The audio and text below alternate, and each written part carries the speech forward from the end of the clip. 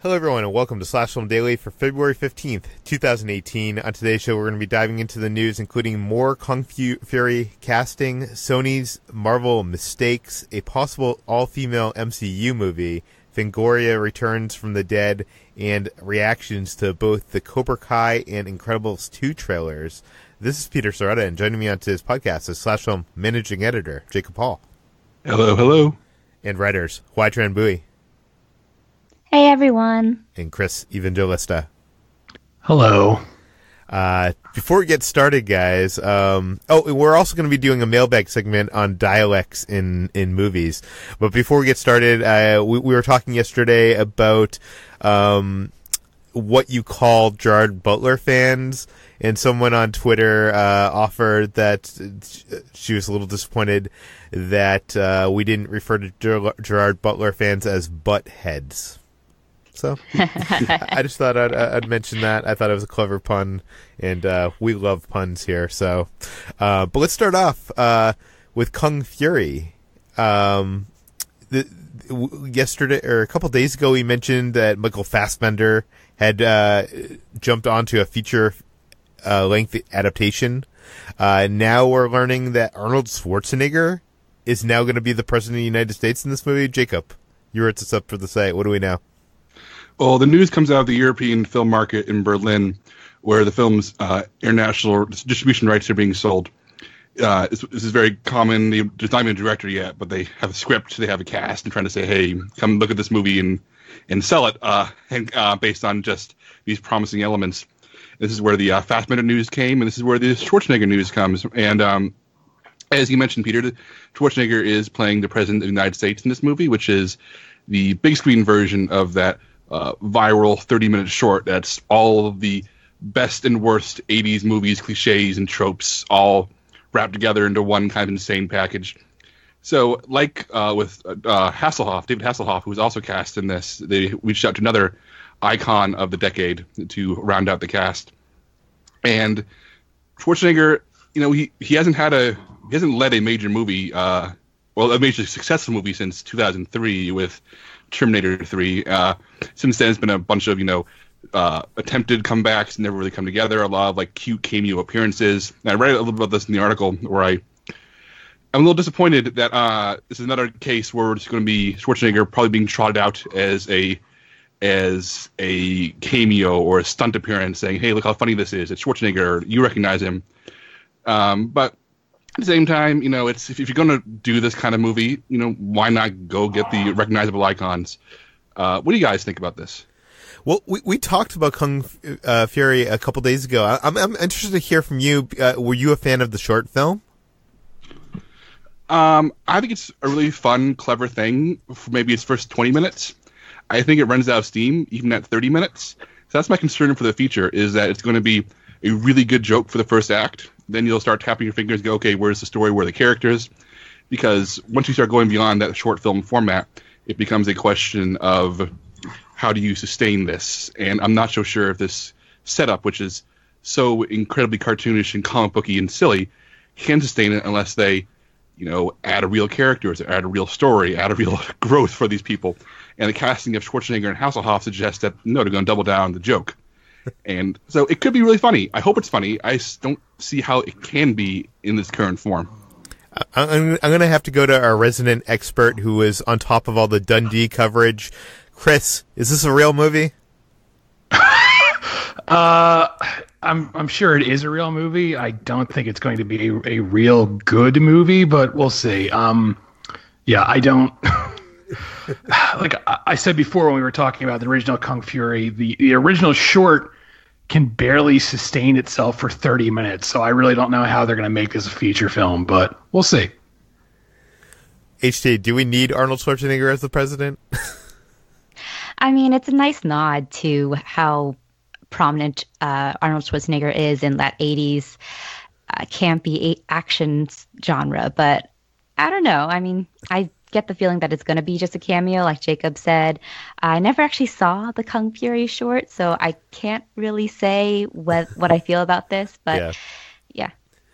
Okay, let's move on from that to Marvel, because we have a couple Marvel stories to talk about. The first of which is we have just learned that Sony actually turned down the rights to make movies based on Black Panther, Iron Man, Thor, and more. Chris, you wrote it up for the site. What do we know? Yeah, so the Wall Street Journal published this story. It's actually an excerpt from a book by Ben Fritz called The Big Picture, The Fight for the Future of Movies. And in the story, it details how in 1998, Sony went to Marvel to get the film rights, the theatrical rights to Spider-Man, because at the time they only had the DVD rights to the character.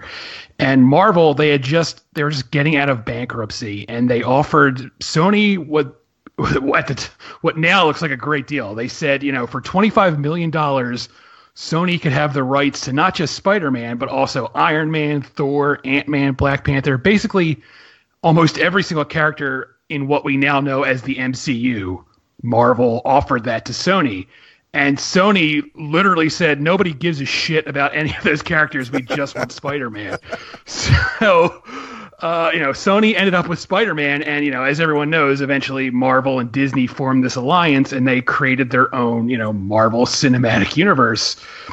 But, in retrospect, it looks terrible for Sony. At the time, I guess it sort of made sense because it's true. At the time, Iron Man, all those characters, they weren't really that well known. But, now in retrospect, I'm sure Sony is kicking themselves because they could have had what we now know as the MCU to themselves, and they basically blew it.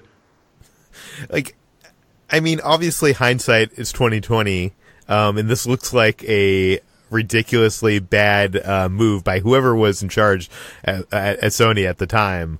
But I do remember, going back a decade, I remember Iron Man was, Jon Favreau was at Comic-Con with Iron Man. And before that, everybody was talking shit about that.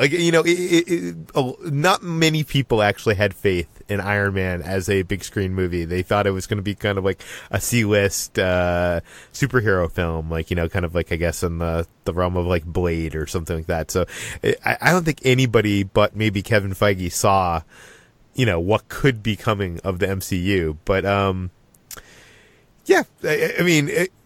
Jacob, is this a monumentally bad move that Sony made? In retrospect, it's fascinating, and knowing how much people embrace those characters, yeah, it is a bad move.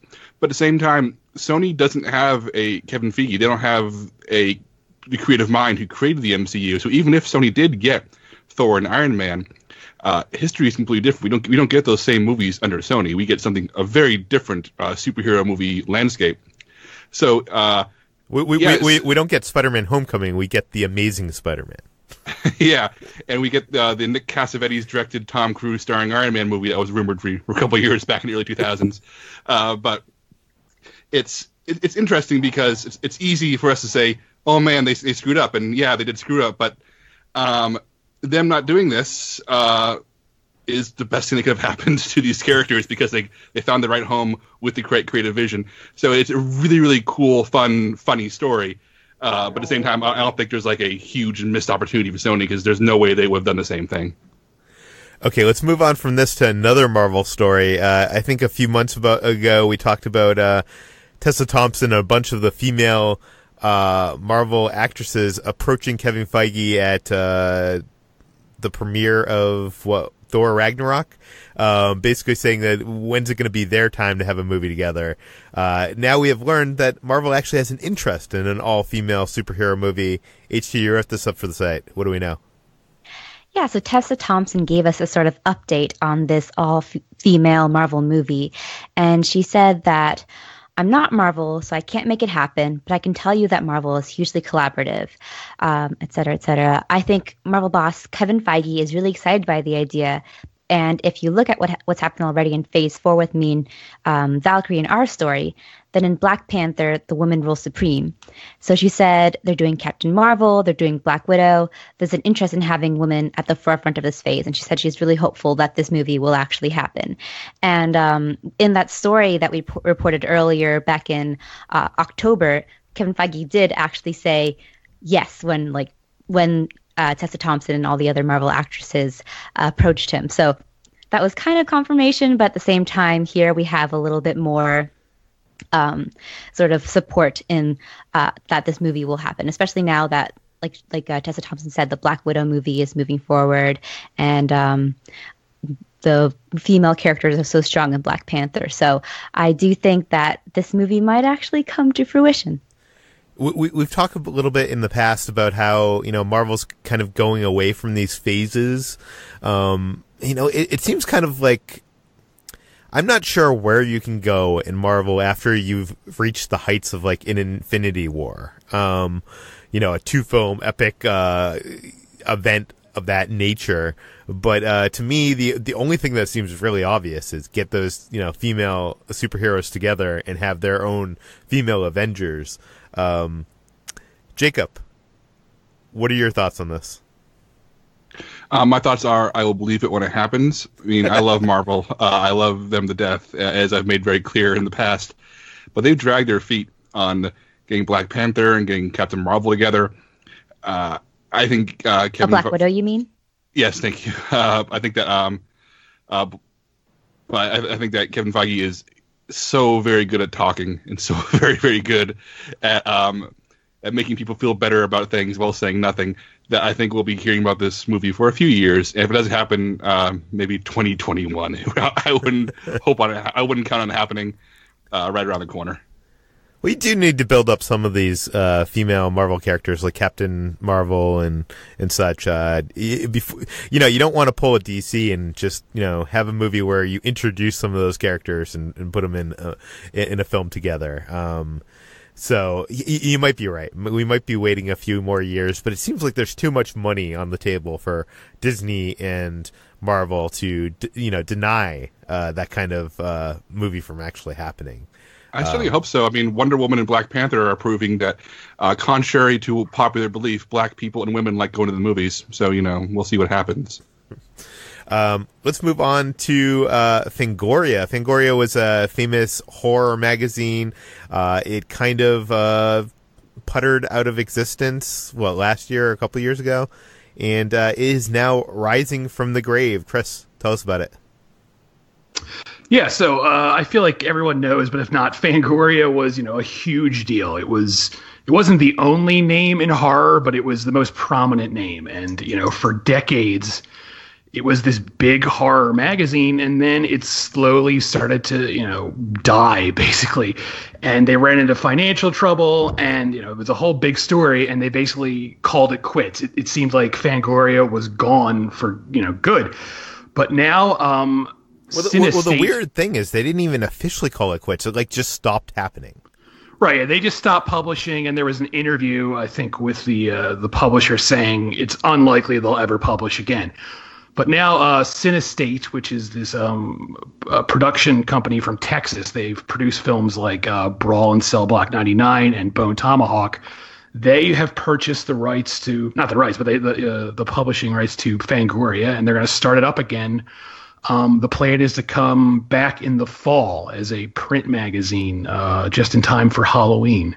And there's a whole plan to turn into this whole brand thing with podcasts and movies and all, books, this whole, the whole shebang. And it's exciting. As someone who grew up with Fangoria, I'm excited to see it come back. I am a little, not to be negative, but I am skeptical about, print magazines. As much as, I love print, it's, not as exciting as it was. It doesn't sell as much as it did back in the day. So I'm hoping it will be successful, but I guess we'll see. Yeah, I'm very skeptical because we live in a world where like Bloody Disgusting and Shock Till You Drop, and there's all these horror websites out there that are kind of doing what when I used to read Fangoria, half of it was like the news and learning about stuff coming out. I feel like that place has already been satisfied by, free ad-supported content on the web. So I'm wondering, how many people are actually going to subscribe to a print magazine these days? I don't read many print magazines. I was just telling Jacob online that, one of the biggest magazines for magicians that had been around for decades went out of existence this past year. Print people, print isn't doing well. It's online that's doing well, but maybe for like a niche like horror, maybe they could thrive. So Jacob, I'm wondering, what are your thoughts on the future of Fangoria? It's interesting because I grew up knowing the legends of Fangoria. I'm a few years too young for it to have had a huge impact on me. So I was more familiar with its legacy and the people who were inspired by it and grew up reading it. And it had as many cameo appearances in horror movies than I was actually picking up Fangoria magazine and reading it. But as a big horror fan, I'm very intrigued and very happy because I love holding physical magazines. I know it's wasteful, but same reason why I like reading physical books. If this would be a good publication, 4 times a year, I think is what they said it's going to be, I feel like they can sustain that. And I mean, I just do on a personal note. They've hired Phil Nobile Jr. of Birth Movies Death to be their editor in chief, and he's, to be clear, a friend of mine. I know him in the real world, but he is an incredible writer, a really sharp mind for genre. I don't want to like overpraise him. I don't give him a big head, but I enjoy reading his stuff very much. And if anybody could say, "Hey, come check out Fangoria, come buy this physical magazine," in an age where nobody buys physical magazines, I think putting him in charge is a good way to get me to give it a shot. So if you're listening, Phil, you've sold me. I'm going to go try out your damn magazine. Well, okay, I have to go to Slash Film's resident millennial and ask her, do you subscribe to any movie magazines? Not right now, though. I was subscribed to Entertainment Weekly for a good 10 years. Maybe more. It was my main go-to magazine through middle school and high school. And then I dropped off after college just because, I left. But I do like movie magazines. I want to subscribe to them again. Probably won't subscribe to Fangoria because don't have that huge interest in horror, but I do want to get back into supporting print outlets. I do think that they're a sadly dying sort of subscription stream, and we should support them as much as we can. And I know I'm a millennial and I cut the cord on many things, but I will say support your local newspapers and magazines. Yeah, I subscribe to Empire Magazine on my iPad, but I sometimes like a couple months will go by before I even go to check that because I just forget. Or, I don't know, I just don't have the interest to jump into it as much as I used to. And I do subscribe to Entertainment Weekly, but that's only because I attended Stanley's Kamikaze. And apparently that there's an EW subscription bundled in there where you basically just get a free year or two of Entertainment Weekly. I guess it's probably a way for Entertainment Weekly to, increase their numbers of to their advertisers and stuff. But I don't really look at it much because most of that content goes online. Like, I just got the Han Solo issue in, but we had read all their coverage on the EW.com. So I'm not even sure the point. I do subscribe to Wired magazine, and recently they decided that they announced that they were going to put up a paywall to their content because most of their content in their magazine you could actually read online. Or could read online, and now you won't be able to. But I don't know. I'm just not sure if the future of movie written movie coverage is going to be in print. I know some people can do it, like Birth Movies Death has that alliance with Alamo Drafthouse, and they produce those special issues. But there's also people that buy that stuff for the Mondo coverage inside there, like the images and stuff. So I don't know. I just don't know. Chris, will you be subscribing to Fangoria? I think I will. I subscribe to one magazine right now. It's Film Comment, which is cool. But like you, I don't always read it when it shows up. I sort of like stash it away. And I tell myself one day when I have time, I'll read this. And I don't know when that will be. But at the very least, even if I don't subscribe to Fangoria, which I think I will, but even if I don't, I will pick it up if I see it like on newsstands because that's how I used to buy it. Anytime I went to like Barnes and Noble or something, I saw it on a newsstand, I would have to grab it. So I'm definitely going to give it a shot. Yeah, I think I'll give it a shot as well. But let's move on to some trailers. A couple trailers hit in the last 24 hours. The first of which we'll talk about is Cobra Kai, the YouTube series, which is a Karate Kid sequel. You can watch this trailer on slashfilm.com and on YouTube. We have all seen it, so I thought we'd give our reaction to this trailer. Surprisingly, I'm not sure what I expected, because this is a YouTube original series, and I think I expected cheap, and it was gonna, it's a comedy, so I thought it was gonna be kind of jokey and stuff. And I know this is a teaser trailer, but boy, did this teaser trailer get me excited. I'm a fan of the Karate Kid series, even the bad movies, and seeing this trailer definitely tapped into my nostalgia. I have an All Valley karate championships poster on my wall in my office.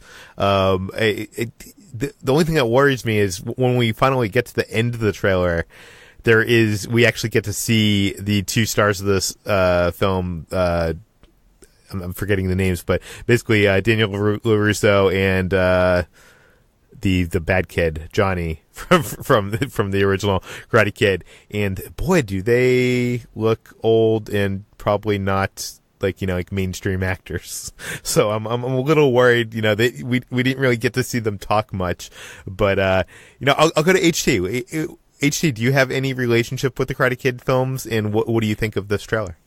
I've seen the first Karate Kid. I haven't seen any of the sequels, and I like the first Karate Kid. I enjoyed it as a sort of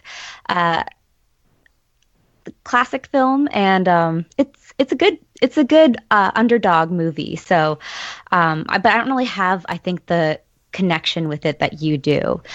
So I don't think I had quite the reaction when I watched the Cobra Kai trailer, and I will say that it does look sort of like a YouTube Red series trailer, which it is for, like a little low budget. Not that the acting isn't much to write home about, and I don't know. It looks like a good redemption story, which I'm happy to see. Sort of nostalgic series like these try to put a new twist on an old story rather than try to retread it. So I do like that reversal. I liked having William Zabka as like the sort of protagonist now. So it's interesting to me. I'm intrigued so far. I think the trailer's fine, although it looks a little bit low budget. Chris, what are your thoughts on this? Well, I'm about to blow everyone's mind and admit that I have never seen The Karate Kid. So what? I've seen something that Chris hasn't. Okay, this is crazy because, Chris, you see more movies than I think anybody I know. Like, how many movies did you see last year? 8 million? No, I don't know. It was like at least 400 and something. But why? No, why have you not seen it? I don't know. I've somehow avoided seeing this. I've seen parts of the one with Hilary Swank, whatever that one's called. I don't know. The second one is the third one. That was like the reboot. Might have been fourth. I've only seen that on TV. I saw the movie Sidekicks with Chuck Norris, which sort of looks like the same movie. Does that count?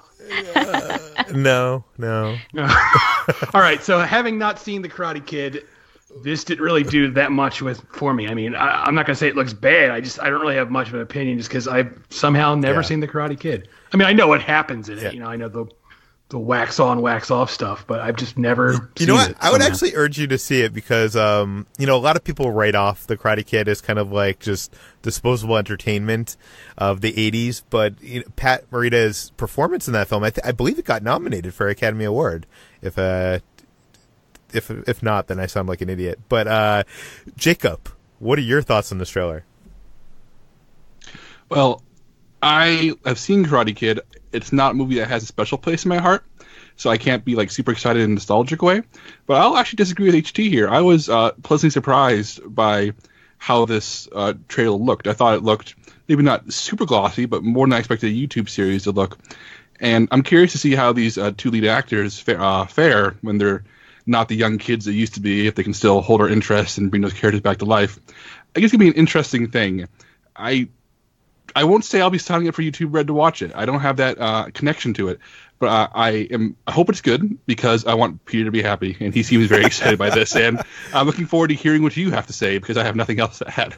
Well, I just thought it was going to be crap. I don't know. And by the way, Pat Morita was nominated for Academy Award for his performance as Mr. Miyagi in the original Karate Kid.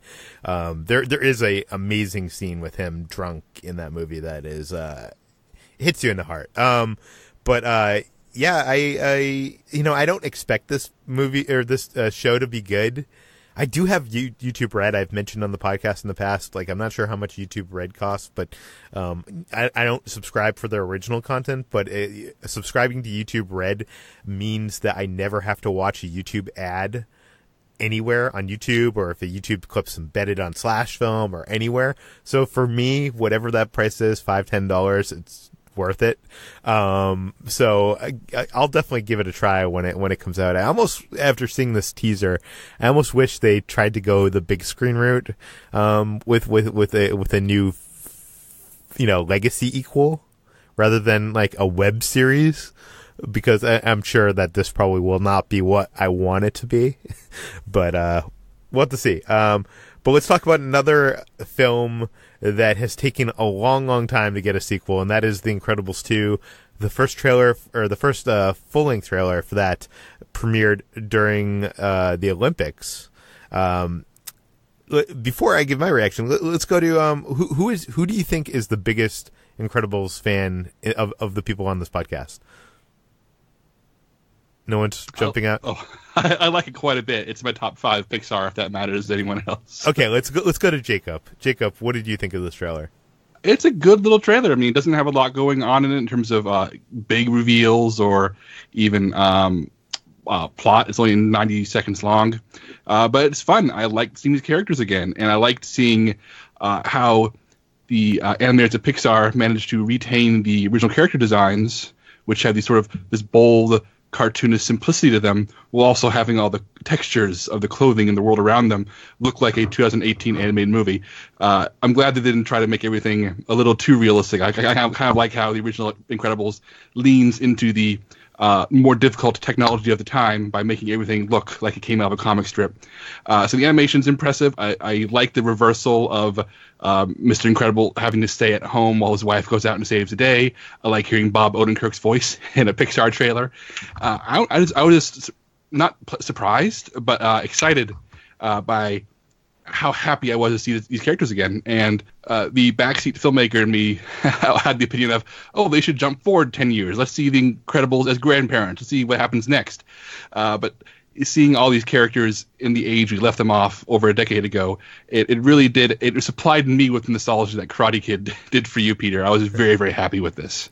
The interesting thing for this trailer for me, I think, is how situational it just seems to be. It doesn't seem to be like, Brad Bird said for years, he'd only make a sequel if he had a reason to make a sequel, and I'm not seeing the reason in this trailer yet. I know that they're probably keeping their cards close to their chest, but it does seem like a lot of fun and funny moments and situations, but it doesn't. I'm not seeing the story reason for doing the sequel yet.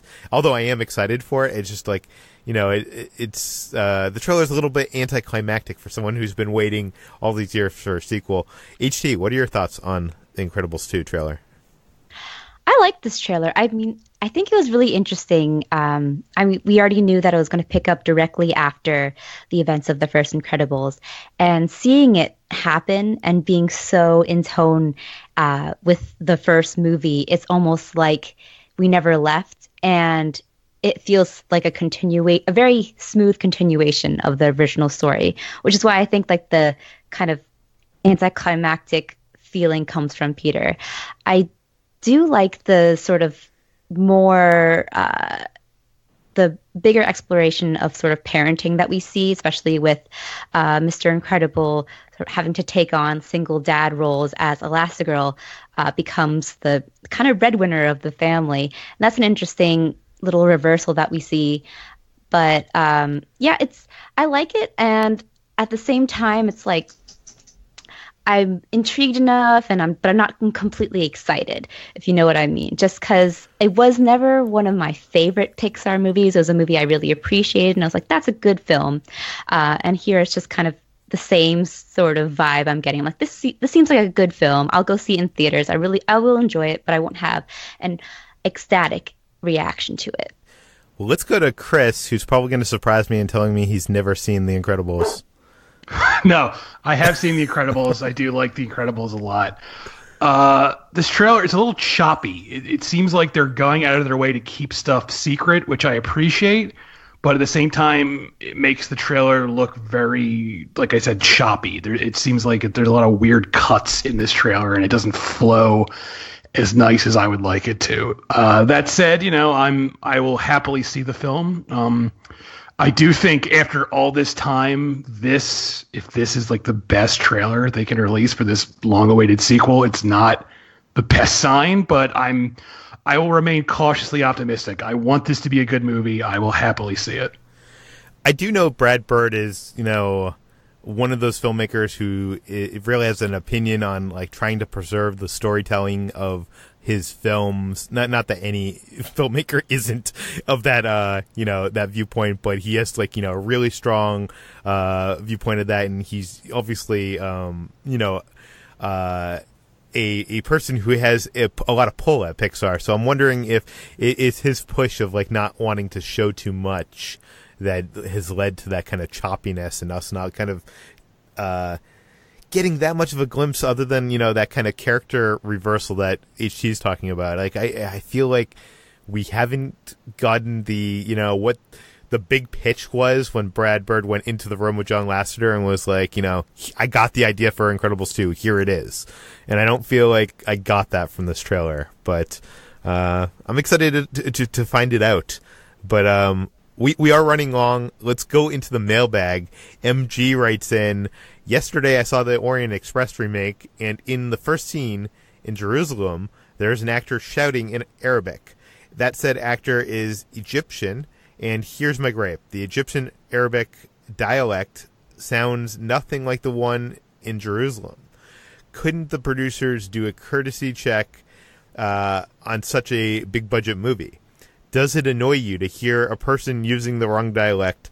I know that Boston and Philadelphia dialects are notoriously butchered in the United States. Does it annoy you in any way? He mentions Philadelphia, so I'll go to Chris. Chris, you're from Philly. Does it annoy you? No, because the Philly accent is terrible. I don't want to hear that in movies. Like, please, by all means, don't try to get the Philly accent right. It's awful. People say wooder instead of water. I hate it. So I'm fine with it. But that's me. Yeah, now, I'm originally from the Boston area, and where if you're not like in deep Boston, not everybody has that Boston accent. Like I'm sure I have some remnants of the Boston accent, but I'm sure many of you out there does not hear. Like when you think of someone from Boston, you imagine people from all those Ben Affleck movies, and not everybody in Boston talks like that. Although a lot do. So I can't defend that. But HT. Do you have any problems with dialects in movies? This is interesting because to me, this wasn't an issue of dialects, but an issue of diverse casting in a way, because it's sort of a lot of Hollywood's problems of conflating all, for example, Middle Eastern actors with every Middle Eastern country. So yes, like this Egyptian actor speaking in Arabic dialect will speaking Arabic will speak in an Egyptian dialect because he's Egyptian, as opposed to if they cast someone who was from the Jerusalem area. So that's interesting to me because, it's an issue that Hollywood has constantly struggled with, and I don't see them fixing it anytime soon. But hopefully it will be something that they will be more cognizant of going forward. Dialect-wise, I don't think I get bothered if I'm not aware of it. For example, if I'm not familiar with those certain dialects from certain regions. Jacob, do you have any problems with inaccurate dialects in movies? Well, I have two perspectives here, which is that I've lived for 21 years now in Texas, so I often see movies where people use a deep South accent from the Georgia, Alabama area to reflect a Texas accent, which is incredibly wrong. And even though I'm not a native Texan, it drives me up a wall because I know so many native Texans. Most recent example is not a movie, but a video game, Wolfenstein 2, a very good game whose lead character is from Texas, and they make a big deal of him being from Texas, but his accent is pure deep fried Alabama or Georgia. So it's very, very my my wife, who's from Dallas and has family from all over Texas, would watch me play it and was just so annoyed by his deep South accent, despite always talking about Texas. But at the same time, I was raised by a Bostonian, and so I always hear people complaining about Boston accents in movies and how they're always over the top. But this has never bothered me because my mom's accent is very much, I packed my cat in the habit yad for the Dat Myth game. It is the most over-the-top cartoonish accent you've ever heard. I love her, and I love that accent. But so when people say, oh, it's so over the top, it's so silly, people in Boston don't talk like that. The only Bostonian I know, the one who I've known my entire life, talks just like that. Oh, there's a ton of people that talk like there's a ton of people that talk like that. I just wish in these movies it wasn't everybody on screen talking like that, because not everybody in Boston talks like that. But yeah, no, I think we've covered kind of the gambit here. I wonder if it's hard for me to recognize. Like, I definitely wouldn't have recognized that thing in the Orient Express. I feel like we're as Americans, we aren't as educated about the rest of the world. Not to group us all in a in a group, but at least me. So I don't think I would notice someone doing a bad English accent or a bad I don't know. Like it like maybe it's less noticeable for us because of our lack of education in the world. Like, Jacob, what would you say to that? It's definitely a case of education. America definitely could stand to learn more about other cultures, and that's me included. Like, I would never recognize this in Murder on the Orient Express. Same time, though, it's there are so many moving parts in a movie that I'm not gonna. I don't think this is a case where people involved in Murder on the Orient Express probably did. I don't think they set out to say we don't care. I think this is a case of just them not being knowledgeable enough to have made the decision, and stuff like this and emails like this will hopefully help people do better in the future. Like I said, I don't think this is a malicious decision, because otherwise this movie, Murder on the Orient Express, goes out of its way to create more roles for people of color and people from different backgrounds and races. So it's a movie that has its heart in the right place at all times. So I don't think it's a malicious thing from the filmmakers or from Americans or from Hollywood, or at least not in this case. But it's definitely something we could all do better about. And I think I just have a bad ear for this kind of thing. I know, like, sometimes there's like an actor from the UK that is doing an American accent, and people around me are like, "Oh my God, his American accent was horrible." I'm like, I didn't even notice. so maybe I just don't have an ear for these kind of things. But yeah, I think it's an interesting topic. I do think if you're making a movie on that level, you're not making a $10 million movie. You're making a movie in on a level where you can do the research and get the right casting and get the right dialect. Hollywood should be doing a better job at this. But I'd like to hear from you guys out there if you have any movies in particular that you had problems with the dialect not being accurate in some way. You can send that to me at peter@slashfilm.com, and please leave your name and general geographic location in case we mention the email on the air. Jacob, where can people find more of your work online? You can find me at slashfilm.com every single day, and on Twitter, where I'm at Jacob S. Hall. Chris, where can people find you? I am also at slashfilm.com. I'm on Twitter at Evangelista413. HT, where can we find you? Oh, hey, I'm also at slashfilm.com, and I'm on Twitter at HTranBuoy. You can't find me at slashfilm because I only have one hand, but you can find me at slashfilm on Twitter, and you can find this podcast, Slash Film Daily, published every weekday on iTunes, Google Play, Overcast, all the popular podcast apps. Please go rate and review this podcast on iTunes, tell your friends, spread the word, and we'll see you tomorrow.